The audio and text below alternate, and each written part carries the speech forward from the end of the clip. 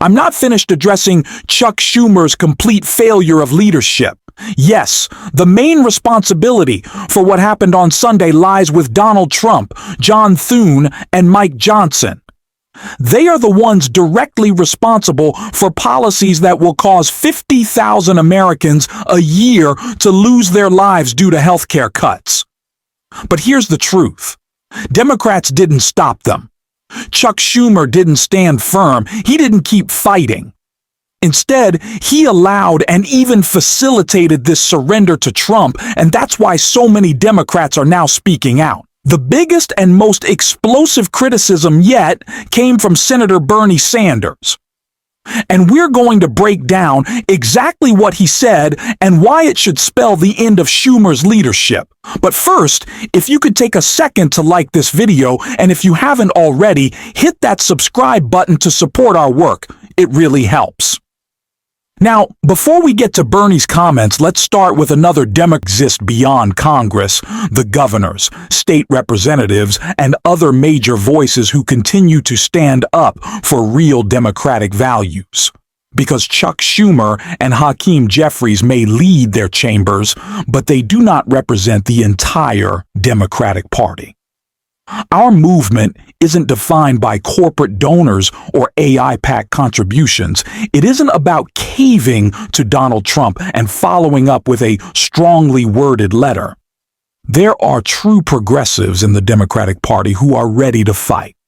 Leaders who believe in bold, systemic change. Those are the voices we must amplify. And when the corporate-aligned Democrats fold to special interests, whether from crypto, oil, or AI PAC, we need to call it out, expose why they're giving in, and make clear what the political consequences will be. Bernie Sanders just did exactly that here. Friends, know what you are voting on. Studies are out there that when you throw 15 million people off of health care, some 50,000 of our fellow Americans will die unnecessarily every single year. Anyone think that's funny? Something to laugh at? Something to just go past? I don't. 50,000 Americans die unnecessarily. Now, I know as part of this resolution that the majority leader is going to say, well, Democrats can put together their own bill, and it'll come to the floor here in the Senate for a vote. As everybody here knows, that is a totally meaningless gesture. You can get 100 votes here in the Senate.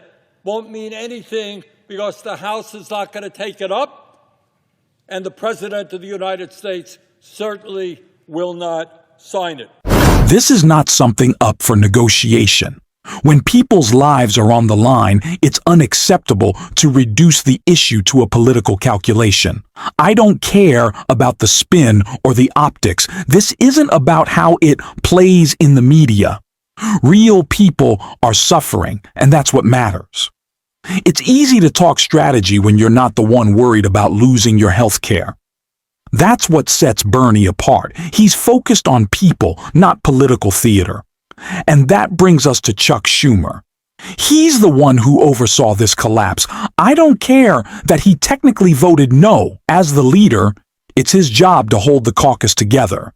And if he can't do that, he shouldn't be in charge.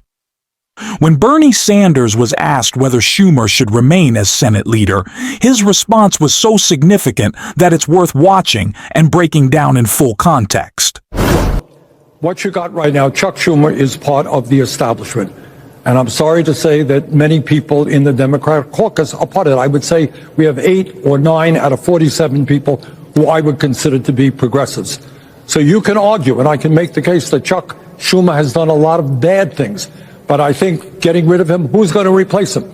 Who is going to replace him? The issue right now is doing primaries, getting people involved in the political process who are going to create a government and an economy that works for everybody, who have the guts to take on the oligarchs. So I think we need to take on the Democratic establishment all over this country. The morning after the shutdown, Bernie Sanders also made another announcement that wasn't just having to do with Chuck Schumer, because Peggy Flanagan, who is running for Senate in Minnesota, wrote, "Bernie Sanders has fought for working families since day one." He's built a movement that is taking on special interest and fighting for an economy that works for everyone. I'm honored to have earned his endorsement of my campaign for U.S. Senate. Bernie's latest announcement carries major weight, especially following his pointed remarks about Chuck Schumer, which had some truth to them. Here's why it matters.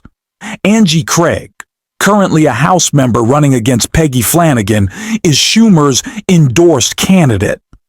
But Bernie broke with party leadership to endorse Flanagan, Minnesota's lieutenant governor, a proven progressive who rejects corporate and AI PAC money entirely. Put in context, Bernie's endorsements form a clear pattern.